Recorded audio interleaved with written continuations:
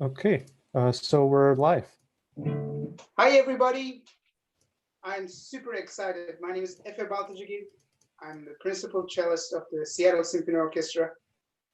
Been in Seattle for past 8-9 years, and in Philly before that, Philly Orchestra and Curtis Institute of Music I studied, and before that I was in Istanbul, where I was born and raised.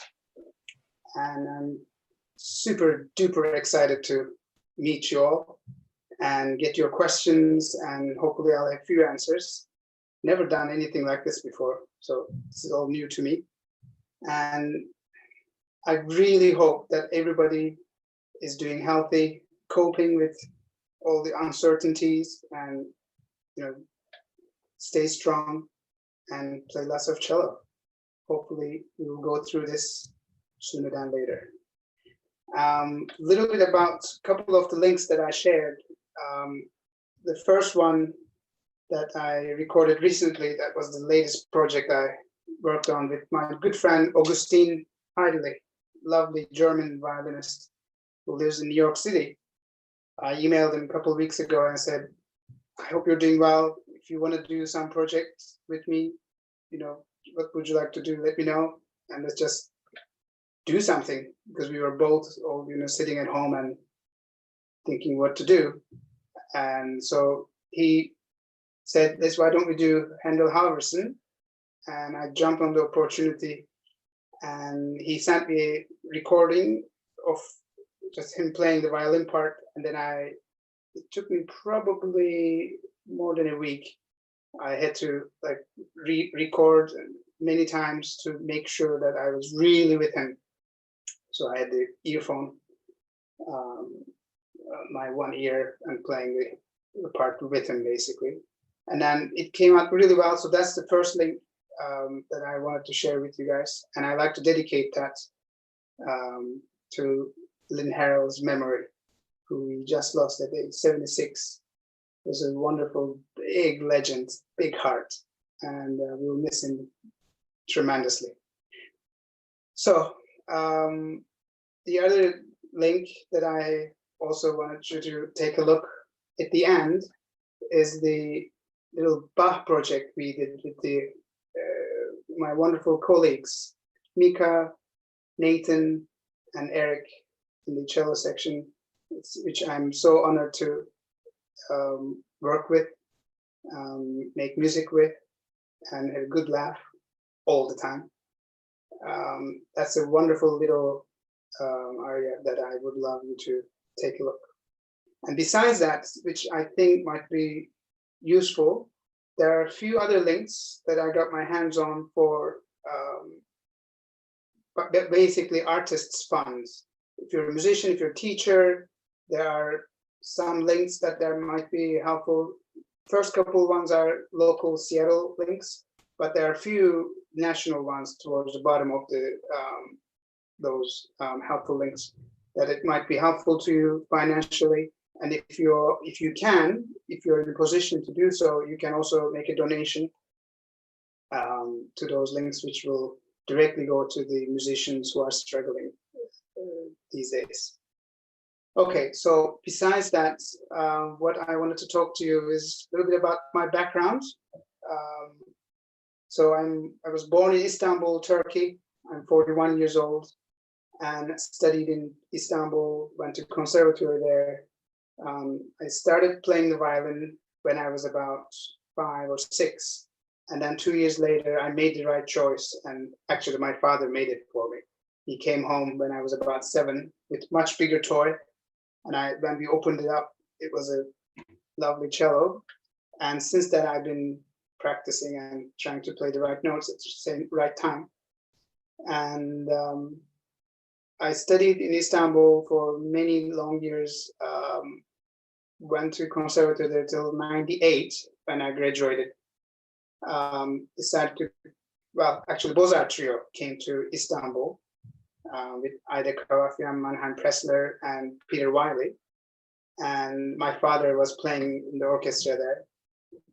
And he asked the violinist, Ida, who actually was born in Istanbul, and said, I have a son who would love to play to your cellist if you would have time. So Ida asked Peter, and then Mr. Wiley goes, okay, fine, I'll listen to him. So went to his hotel room, played a little bit of Dvorak, and then played a little bit Bach. I think it was the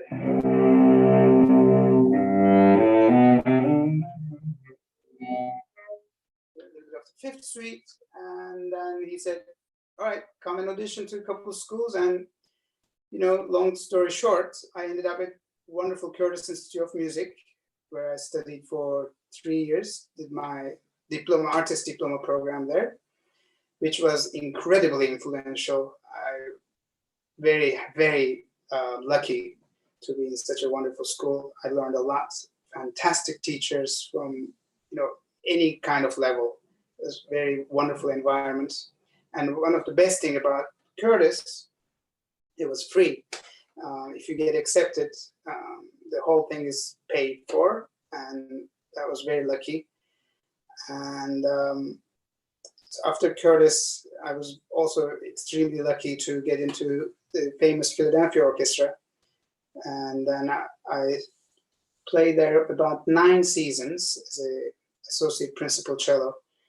And after that, I heard from a friend that Seattle Symphony was having a principal position. So I decided to give a shot to that in early 2010, 2011. And since then, I've been here. And I'm loving the city, especially when the sun shines like today. Nothing is better. And actually also reminds me a little bit of Istanbul because it's surrounded by water. And it's so nice to be in a wonderful city. Even in the difficult, challenging times, the support for the arts are quite wonderful, I have to say. This is not a big city. I think population is under 1 million, but it's very well educated and value the arts, the importance of the arts. And there's a big following of the orchestra, chamber music. There's a fantastic chamber music festival called Seattle Chamber Music Festival. Used to be started by fantastic cellist Toby Sachs, and then James Ennis took over 4 or 5 years ago, a wonderful violinist, Canadian violinist. So I've been very lucky to be involved with them. So I get my chamber music fix, I get my orchestra, and I occasionally play solo pieces, concerto recitals, which keeps me active and try to be in decent shape in a given moment. And actually, this whole pandemic I'm trying to see it as a positive thing, try to think it as a big opportunity for any artist to hit the pause button for a second and really think about why, how, and those important questions are good to ask, and then come up with the ideas and really work on stuff that you always wanted to work on, but didn't have the time, perhaps. So that has been a good experience for me. I've been treating it since probably, our last rehearsal with the orchestra was in March 15 or middle of March. I think it was Tchaikovsky 5th Symphony. We were rehearsing in the slow moment. Announcement came, so we stopped dead in the middle of the rehearsal, and after a short briefing, we all went home, and we've been home since, basically. And first couple of weeks were hard, I would say, adjusting, the homeschooling, and just not to be able to get outside easily and avoiding crowds, whatnot. It's been challenging, but then after a week or so, you start to get a hang of it, and that was wonderful, because trying to understand the dynamics of this thing and trying to get a hold to it and to the way you handle it is important. So early on I made a decision and said to myself, I'm going to treat this as like back to school. All those days that I went to my practice room and just practice without any audition, without any concerts coming up, I just practiced. And that was a wonderful decision, just to pretend that I was back in school, back in my practice room, just practice what I wanted to practice, which is a wonderful thing to do. So right now I've been working on Brahms's Hungarian dances, and they are arranged by fantastic Piatti. They're hard as hell, but I tell you, they are extremely good for everything. They're so good for your phrasing, good for your technique. They're extremely challenging. The third, sixth octaves, you name it, tenths, he put them all. Basically, they're like his 12 caprices, but a little more musical, thanks to Brahms. And besides that, I try to do a suite a day. Every day I try to do one Bach suite. And also I try to do one concerto every day. And it doesn't have to be perfect, but I just work on one thing every day. And if they're try to evolve every day different concerto, but soon enough you run out of, it's been a long quarantine, so you recycle sometimes too. So I think slowly we can go into questions, and hopefully I'll try to have a couple answers for you. But that's basically how I ended up in front of you. So William. Sure. If the questions are listed in the chat box. Okay. Let's see if I can figure that out.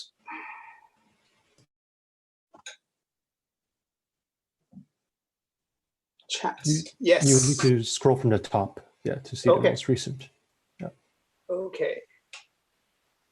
Here's a question. What artists have been most influential to you in your life so far? In what ways have they affected your approach to music? Okay. There are many artists, and not only musicians, but other kind of artists and writers and actors. My family, my father plays bass, and he was in the symphony orchestra in Istanbul for 35 years. A couple of years ago, he graduated. He retired. And I think that was really pivotal for me. To go to his rehearsals when I'm still that short, but even shorter, if you can imagine. To go his rehearsals in the middle of a huge concert hall, I would just sit by myself and listen to the whole blessed rehearsals from beginning to end. And that was a fantastic experience since I was probably 5, 6, 7. Did that quite a bit. Every time school was off or if I was done early, he would take me to the hall and I would either chill with the bass section or just listen to the rehearsal. And I had a very clear idea how orchestra worked from early age on and the different attitudes of musicians towards music, towards conductors, towards each other. And that was very pivotal. And then, of course, my fantastic teachers, Ihsan Kartal, now he teaches down south in US actually. And then Nusret Kaya, who passed away, he was really long time teacher of mine in Istanbul. And then when I came to US, Peter Wiley and wonderful Guarneri's, actually both of them played in Guarneri's string quartet, David Sawyer and Peter Wiley were extremely influential. And I also have to mention Otto Werner Müller was a fantastic role model, who was a German conductor who I worked with a lot at Curtis Institute of Music. He was the main conducting teacher.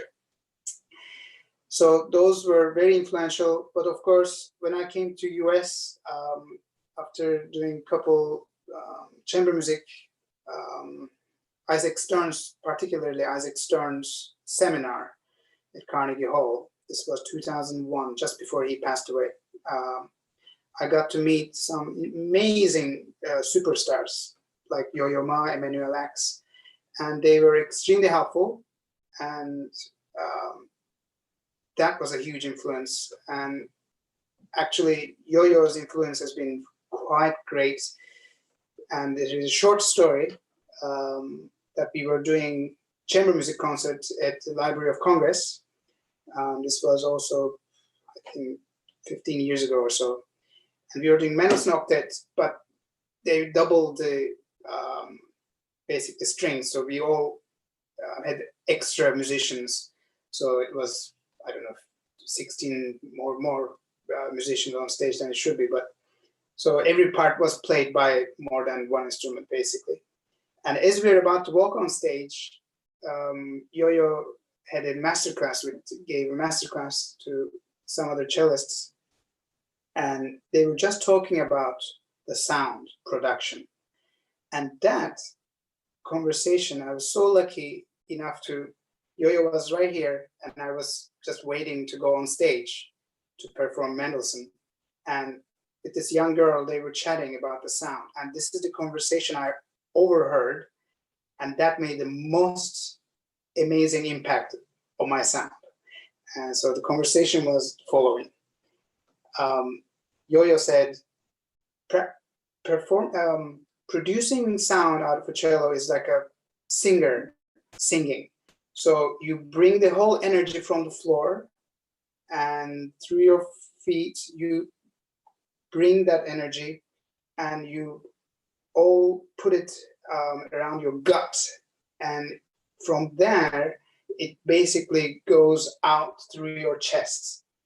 And that description, for some reason, was extremely helpful to me. Something clicked. I walked on stage, and I just put my feet really well to the floor. And then I felt the energy getting concentrated in my belly, and tried to release it through my chest and open up that chest. And that was it. Something clicked, and that description was so well made. And I use it with all my students. And there's always a positive impact to the sound. And another way to think of that, try to bring the sound through, don't try to produce the sound on top of the string, but more through the instrument. So there's this, the whole instrument is vibrating with the energy from the ground up, and you're letting it go, release through your chest. So that was very influential. So next question. This is from Kristin. What aspects are the most important in an orchestral audition? That's a tough question. I cannot single one out. I think when I prepare for an audition, I try to be the best musician I can be. So the committee has no other choice, but they have to pick what I'm bringing to that stage as a performer, as a musician. So if I tell you rhythm is the most important thing, I mean, you could have fantastic sense of rhythm, but if the intonation is terrible or the phrasing is not there, you know, why is just fantastic rhythm is good enough?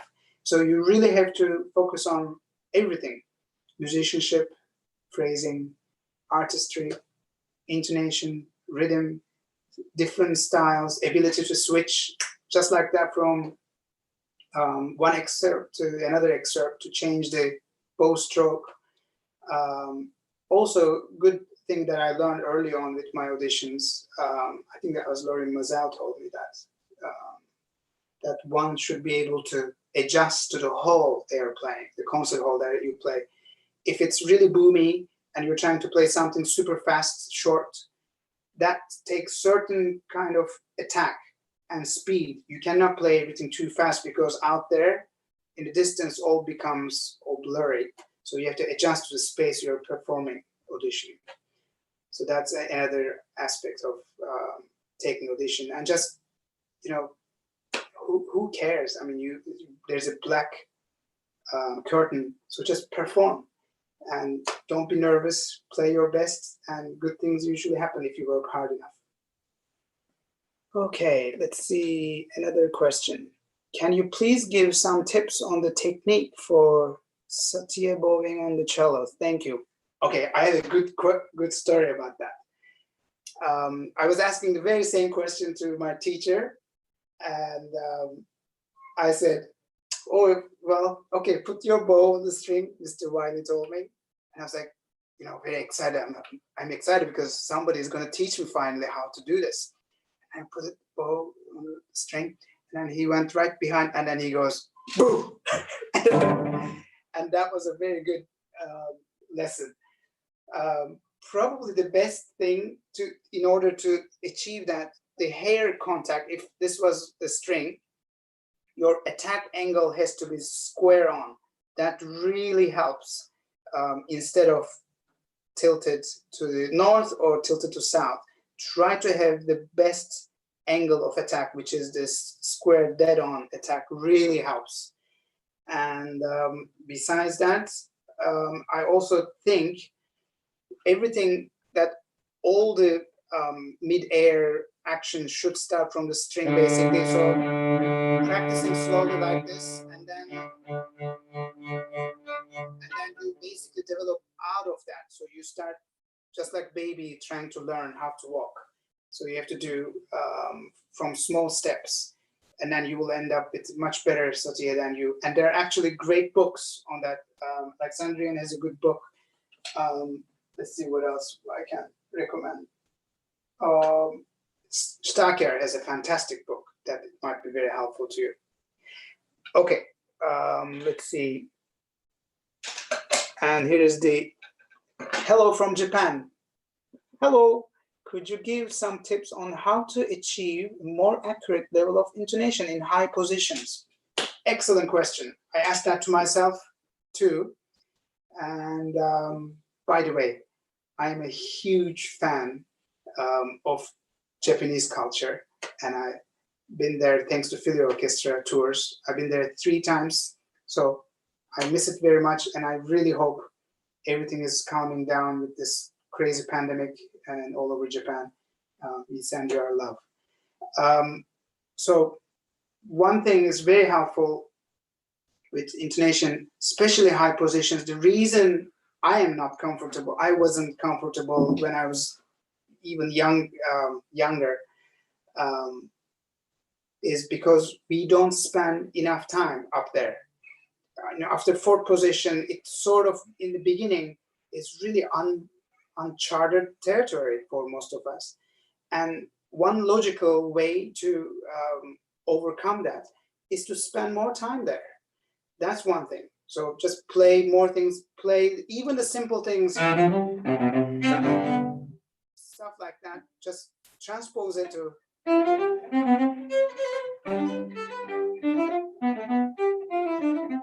That could be a good idea to overcome some of the discomfort. And the other very useful thing that I recently learned from my very good friend Nathan Cole. He is a fantastic violinist in Los Angeles Philharmonic. He's 2nd chair, assistant concertmaster, I think is his title. And he has a wonderful website called natesviolin.com, I think. And this is a trick that I learned from him about a year ago or 2. And it's unbelievable. In order for this to work, you will need a decent keyboard. Electronic works, acoustic is probably better. If you have a piano at home or your practice room at school, when the school restarts, hopefully, go to next to the piano.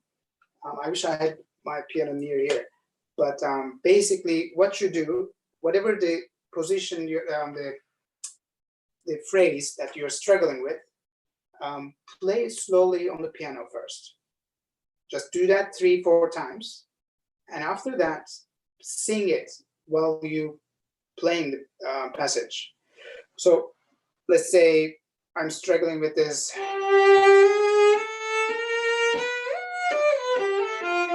Which I am struggling a bit, apparently. So I would have to play so la la si por si so la fa fa mi. I would have to play that on piano a couple times till I'm comfortable. And then I would sing while I play the piano part, okay? And then, this is the best part. You put the bow down, you play the piano part on the piano with your right hand, while you put your left hand and play that passage. Just finger it with your left hand while you're playing the piano part. Okay, so you play the piano part, and you finger the cello left hand only during that passage. And the last step is you play the piano part, you finger it, and then you sing it at the same time. So, so, da, da, si, fa, re, si, so, da, fa, fa. And then, it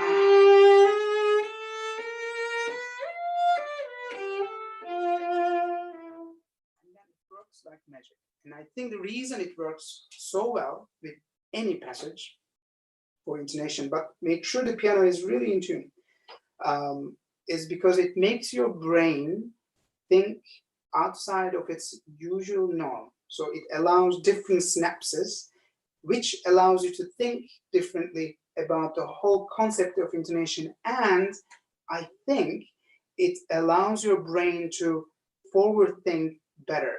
You know the difficult shift is coming up, and you can hear it better because you practiced 4 or 5 times just the piano, 4 or 5 times piano and singing, 4 or 5 times just piano and left hand cello, 4 or 5 times singing, left hand cello, right hand piano, and then it's piece of cake.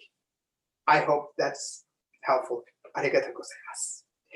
Okay, now, what is the next question we have? Any good pieces for viola and cello that you know? Look at the, actually, one of the links that I shared with you is the Handel Halverson, and I have played it, even though it's for violin and viola. I played with fantastic violists. They do exist occasionally.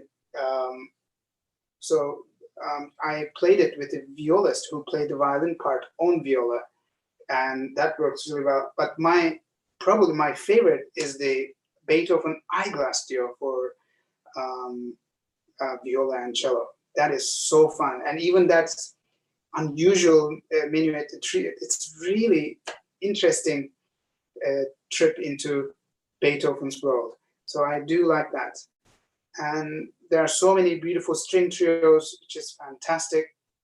Let's see, I'll think about it during this, and if I can think of something more, I'll let you know. Let's see, comment from Paula Rothman. Oh, hi, Paula. Always loved your playing when you were in Philadelphia. That's very nice. Okay, so let's see. Oh, this is so nice. I'm seeing lots of comments from friends. Okay, here's a question. What are the most effective things to focus on while doing scales? Effective things to focus on while doing scales. I imagine if you keep doing what you're always doing, just play them always the same way, the scales, they're probably not as beneficial as they can be. So what I would suggest, try to change the bowings, change the speed, change the octaves, change sometimes your fingerings even. So you really get better warm up through the entire instrument that way. And also try to do every single key, which for me, in a slow speed, it takes a good 30 minutes or so to do every, relative minor, majors, and slow octaves, and thirds, and sixths, and, everything. Then you really warm up really, really well. And in the meantime, change your bow stroke, and that also is very good for the brain, because the minute it becomes routine, you're not spending as much attention to it, I think. Okay, so, and intonation and rhythm is also good. I suggest metronome is a fantastic teacher while you're doing scales. Okay, question from Jeffrey Wilson. Why should you continue to play cello while not being gainfully employed? What are some applicable ways to make money as a musician outside the normal routes of orchestra, chamber music, etc.? That's a good question. If I knew that, I probably would be a billionaire. So gainfully, I'm not so sure. Outside of the box. Okay, so here's a quick suggestion. Jeffrey. When I did this, I was really young. So you probably perhaps past that age, I don't know. But my first paying gig was in a small, tiny, sort of like a little fisherman's village on the Aegean Sea side of beautiful Turkish waters. And I must have been about 15, 16, yeah, high school. And with a dear guitar player friend of mine, his name is Sinan, we came together and we said, okay, we are about to run out of money. What can we do? He had his guitar, I had my cello. So we went to this sort of a jazz, sort of a restaurant who plays lots of jazz music. So we went to the owner and said, would you like us to play some music during your dinner? It's an outdoor restaurant, beautiful sea just right outside, and the moon and everything. It's beautiful scenery, sunset. Oh, it's one of my favorite spots on earth. And he said, sure, but I can't pay you. He said, but I can give you food. He said, all right. So we decided to do this gig, and he said, you can take the tip. Like if they tip you, you can take the, whatever the customer is feeling like giving you. So that was my first paying gig, which lasted throughout the summer's vacation. And also we came back to that village a couple of years in a row, and he always welcomed us. And it was an amazing experience because it taught me, because my first time I playing there, classically trained musician, was like, oh, these guys are so rude. I'm playing here music that, we arranged or composed, or sometimes I play Bach. They're eating and they're not listening. I was really upset about it in the beginning. But then after a while, we just started enjoying this setting, and we just played for the music itself. We didn't care if they didn't listen. And some of them really did listen and enjoyed it.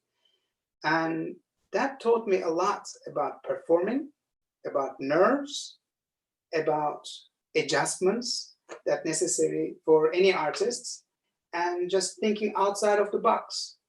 And perhaps it wasn't the most gainful experience. You probably cannot support a family like that. But you know what? I didn't have to ask for money from my folks. So I hope that answers. So try to think outside of the box. And as a cellist, it's a very versatile instrument. So you can really come up with other ways. Like my good friend in the orchestra, Nathan Chan, does a lot of covers. And that's one idea. You can teach young kids who are interested. What else can you do? That's about all I can think of. I hope it's helpful. And here's another question. Let's see. From Taylor Rose. What are the most effective things to focus on while doing scales? Okay, I think I covered that. Okay, another one from Ellen Berry. How do you contact the strings with your left finger pads for intonation? Do you do dishes? Do you keep trying to make your fingernails less on left hand? So I used to be pretty picky about that. My calluses has to be whatever.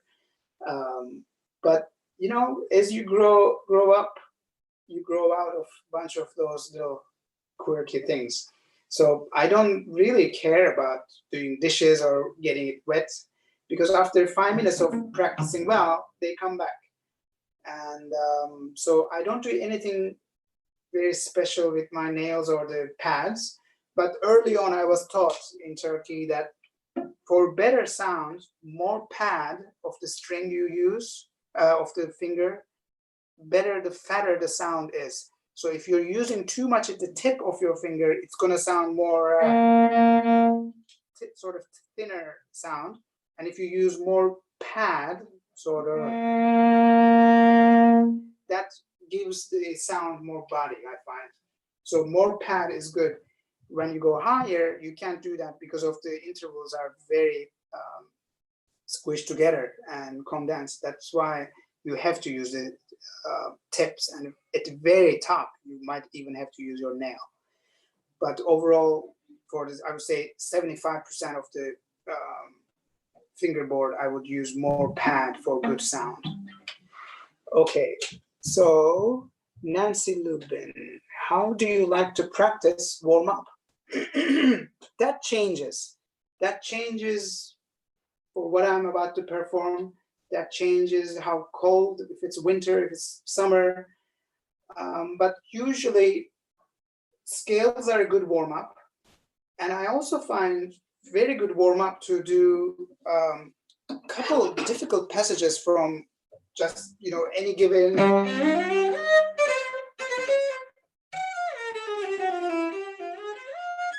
Those are good things to warm up with. I find if you can nail them without warming up too much, that gives you a good confidence. And if you don't, you know what to work for. And so those are a good way to warm up. For me, it's different. Important thing about warm up is one gets older. I'm 41 years old, so I have to be, I have to be mindful of my muscles and tendinitis and all that stuff that musicians have to deal with. Even before you play the cello, a little bit of stretching and a little bit of blood circulation is very helpful. I find that prevents injury, and especially stretches for your good stretches that I learned from good friends are very helpful. Just look up a couple of nice yoga poses, that really helps. And let's see, Daniel, hey Daniel. Let's see, how do you avoid portato when you want to express longer lines? Well, my really long time cello teacher in Turkey gave me such a hard time about portato for years, semester after semester. He just hated that portato. He just couldn't stand. So his obsession was really worked on the between the notes. A good example is a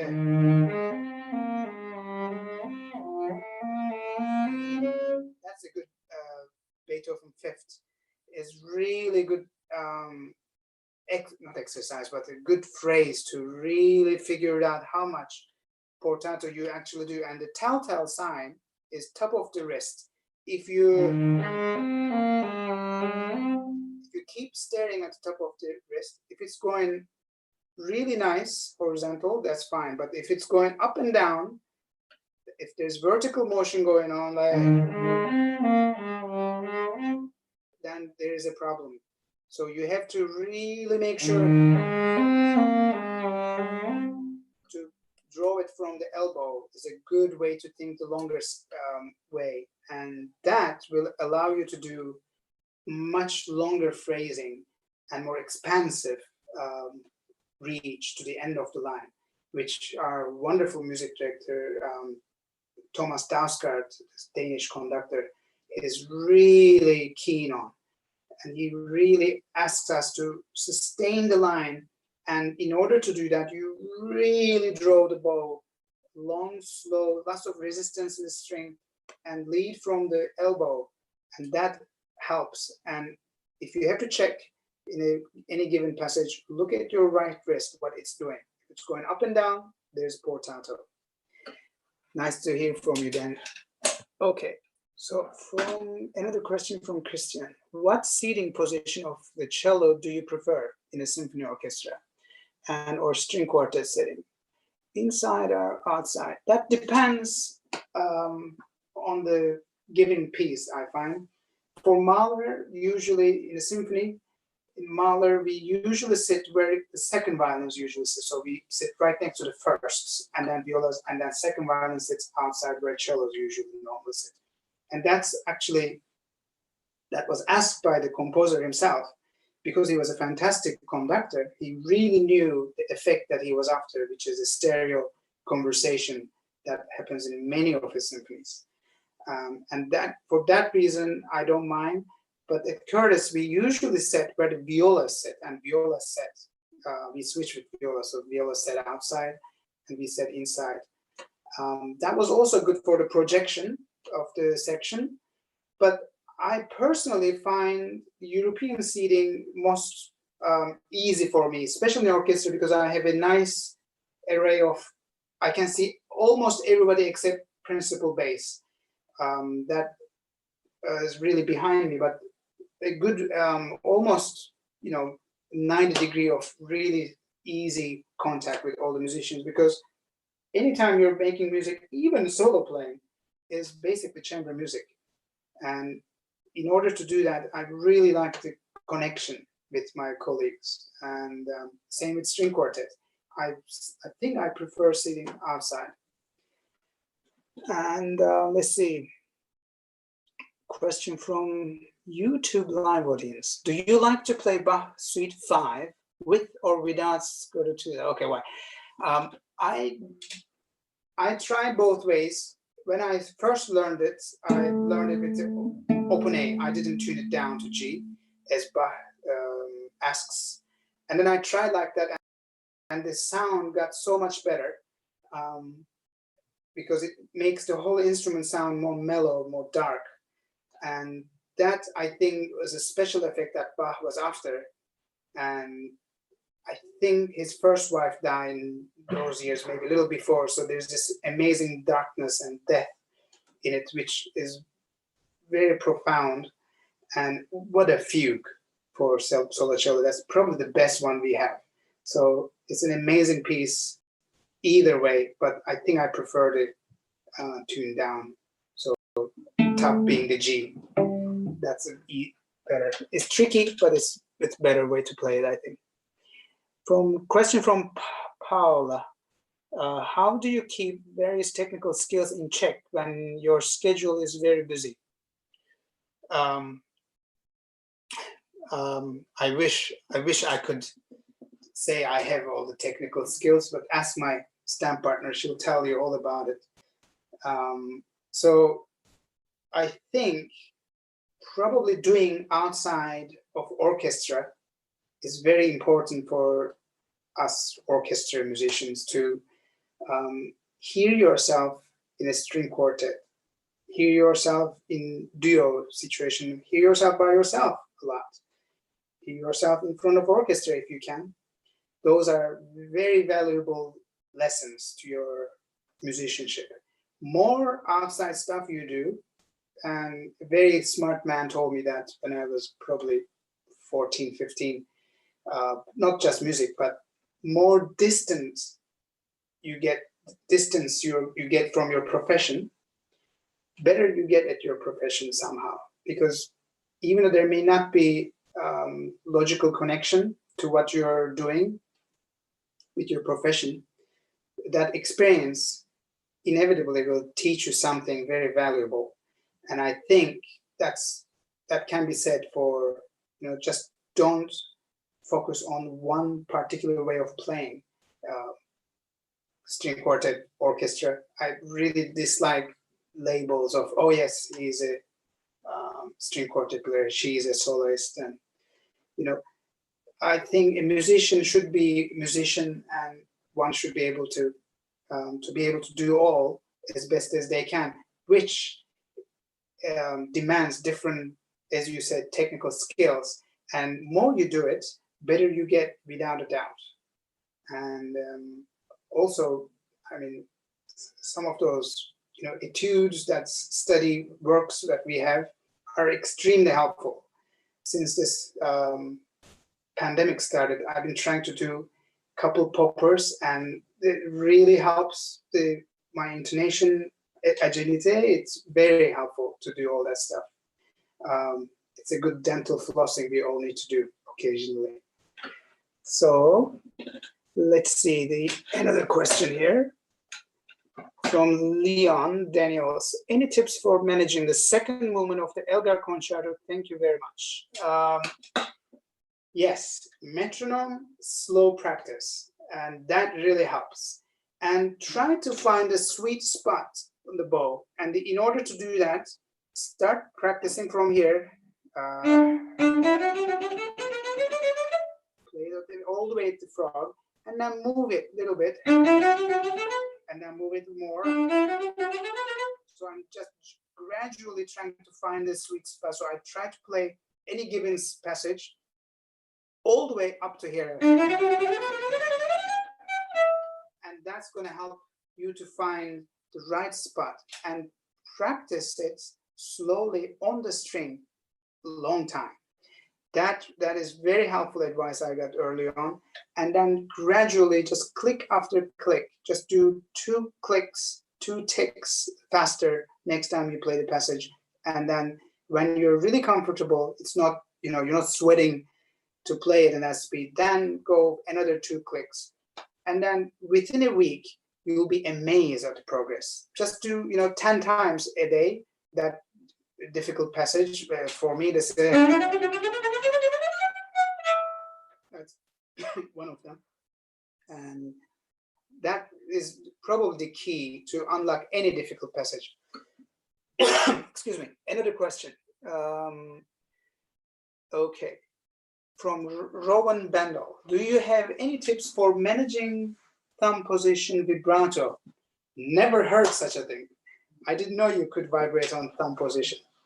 So probably it's sort of like similar to regular vibrato. It just feels much more awkward because we don't do it very often, do we? Probably good exercise I can just think of top of my head is play and make sure everything is relaxed and nothing too high, shoulders down. And then I would go from no vibrato, I would go to gradually increase the amount of vibrato and then gradually decrease the vibrato. And then do that in different positions.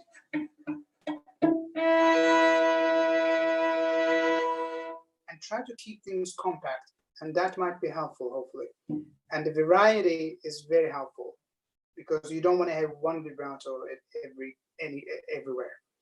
Okay, so, oh my goodness, my good friend Nick Kanalakis, very important question.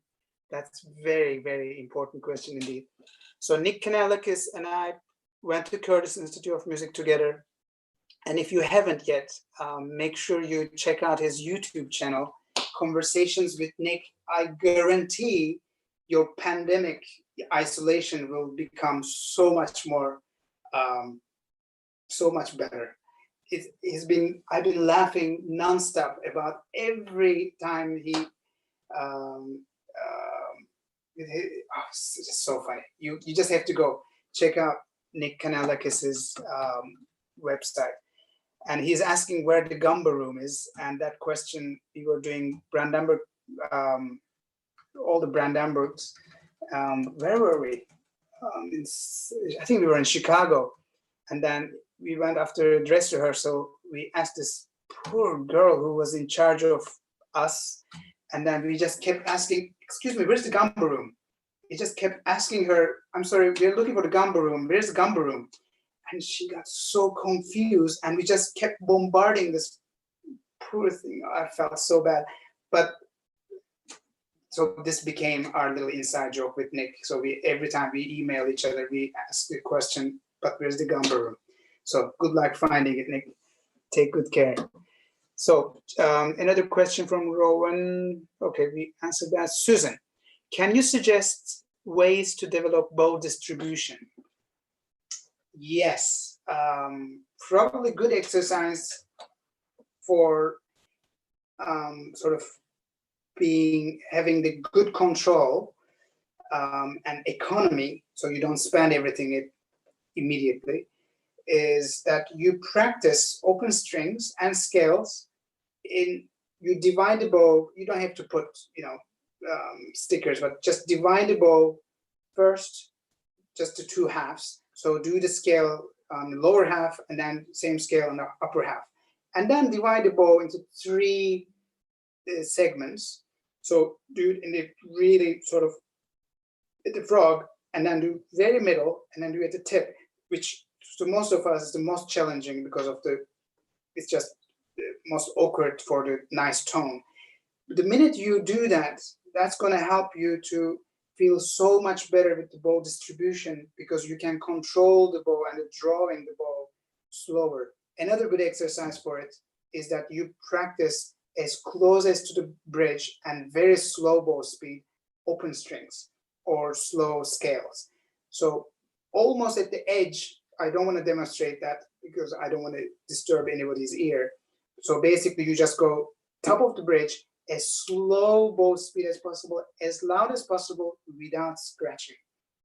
And that's a very good exercise for bow distribution, because that allows you to really learn. It's particularly hardest on the A string.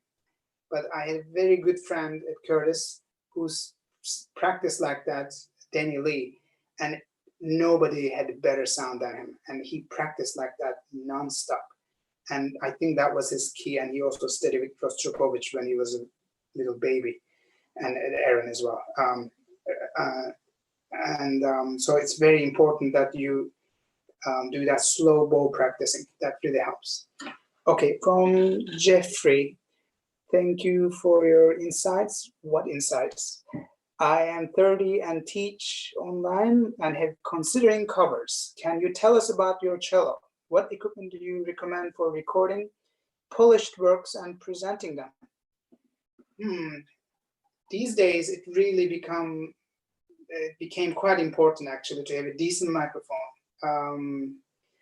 What I usually, I'm a fan of there is a Zoom recording, and that's actually pretty good. Not the Zoom that we are chatting on now, but actually there's a recording device. And Sony also makes, but unfortunately they're quite expensive.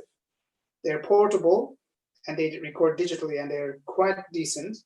But my favorite microphones are Neumann's, and they're extremely expensive, unfortunately. And you do need some really high quality processors, and you need you need a decent sound production app in order to achieve that, which I'm not an expert, but luckily in orchestra we have fantastic tone master who can help us with that. So another question. Do you adjust the tension of the horsehair on the bow depending on the piece you play? Yes, certain pieces require, so basically there is an optimum area. You don't want it too tight because then you're not using the camber of the bow. So it's important to find that sweet spot, which earlier, as I said, for spiccato, you can find it by, just doing basically any given tricky passage, spiccato passage in different areas of the bow. And that's one way to find out. And because you want the best response from the bow. And you can play around with that with the different tension, and that will give you different action. And I sort of like it. I used to love it, especially for a big concerto like Dvorak. I used to use it quite tight for the sound, but now I'm finding you can find much better colors if you have a little bit loose. It's sort of like sailing.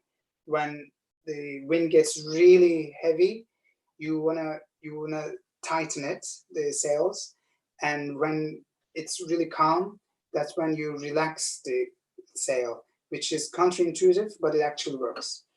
So another question from Kristin: what do you recommend in improving a cello section sound in an orchestra as a principal cellist? Well, try to be a good role model, I guess. So every time you have a solo, or sometimes you have unintended solos, like, we all come in occasionally in a rest, make sure when you come in, you still sound decent. And that's a good advice I can give you. And another good advice I can give you, this was, I love this story. At Curtis, Prince William Stocking, the longtime principal cellist of Philadelphia Orchestra, Bill Stocking, he went by Bill, gave us a fantastic advice about orchestra life. He said, if there's a problem within, like, you're playing a big cello solo group solely, if there's a problem, like it's not sounding really well, immediately look at the viola section, like with authority, like that. And then that throws the conductors off. And even if, doesn't matter if the violas are just counting rest, they're like, you know, they're just waiting, doesn't matter. That's the trick. So do that. Okay.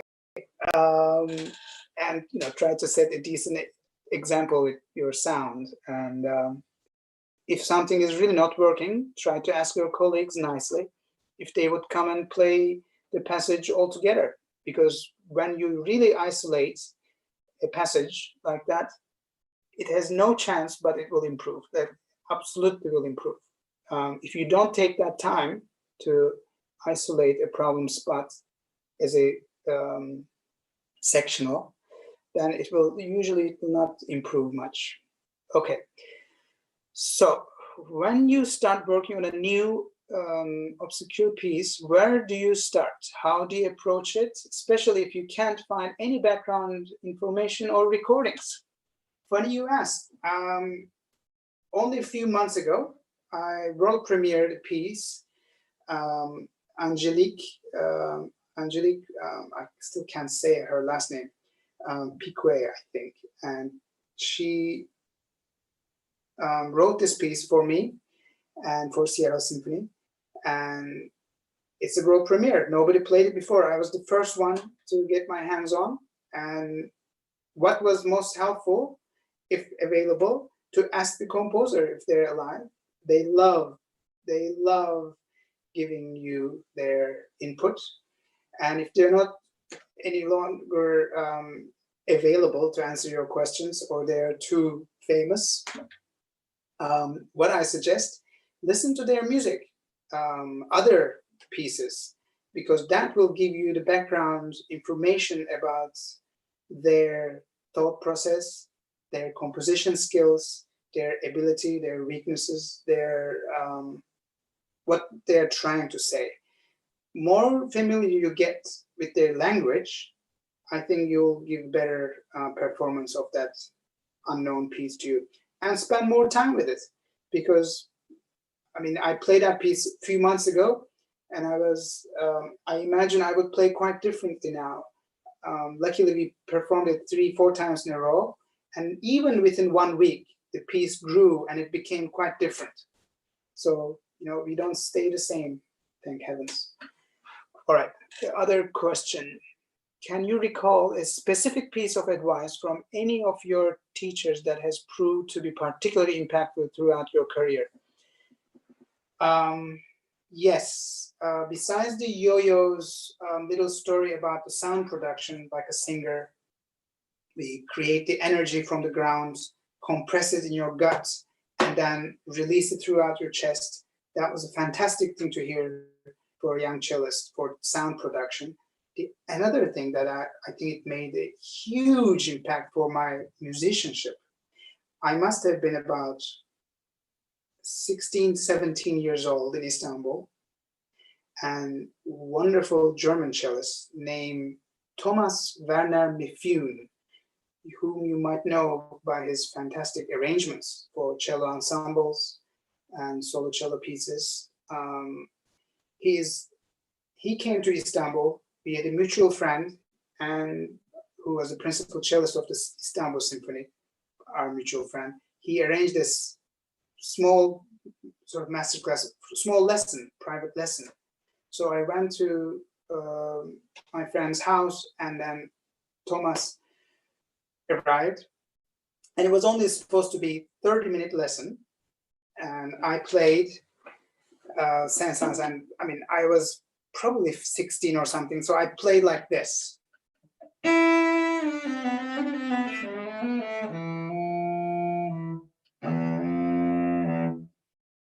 after that lesson, this happened.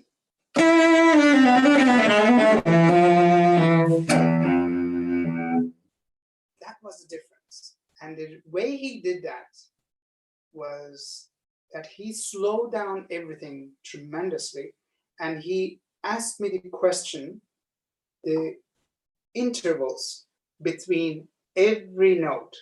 So he demonstrated that whole step, and upcoming half step, another half step, whole step, half, whole, another half, whole. Ooh, we have a nice fifth, 4, half step, octave, half step. I like that. That was an amazing experience for me to go through, because it made me realize how much beauty are hiding between every single note. And that was very valuable lesson for me. And if you do that kind of, it takes certain patience, but if you want to find more beauty in your playing in any given piece, I suggest that slowing down and appreciating like crazy every interval. And that will open up this entire new universe to your musicianship, because you will feel the tension, but you really have to slow it down. If you play in medium slow tempo, you will miss the 80% of the beauty hidden underneath. And that was very formative, because I remember not being able to sleep that night and a few other nights after that lesson. I was so excited because I discovered how amazingly beautiful music can be.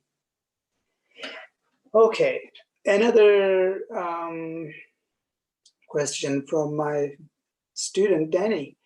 Do you map out your bow speeds and others and memorize those before you play? No, I don't map out religiously. I have a pretty good idea where I want to play a given passage. And if there is something really important, like I know sometimes in orchestra, conductors asks for the print. So we would have to save lots of bow. So I have a habit that in the beginning I say save.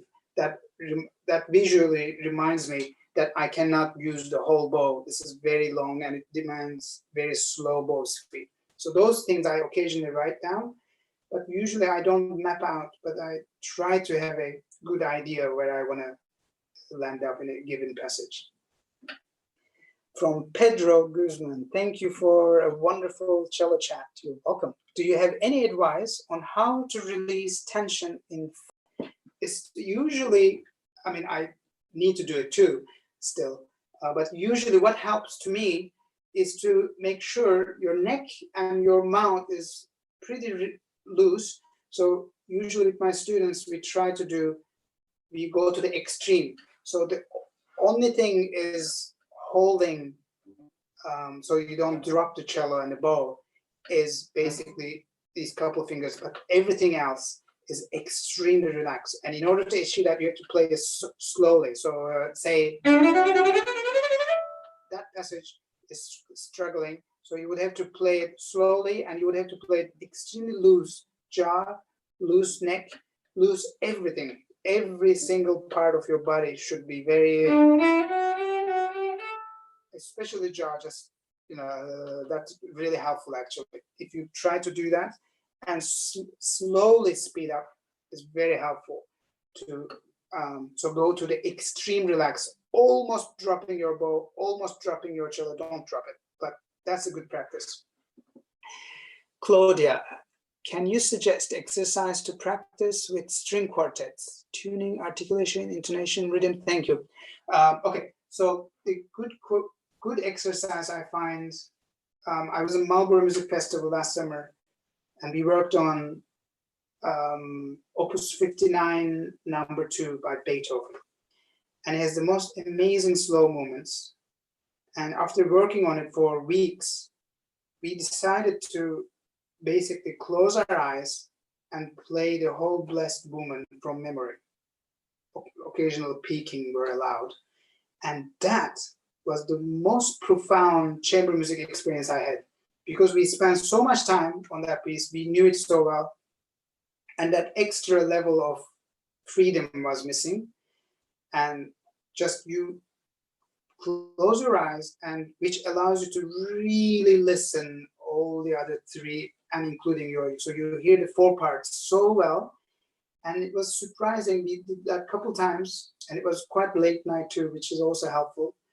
I'm a big late night owl. I love practicing at night. I always did, and I think I always will have.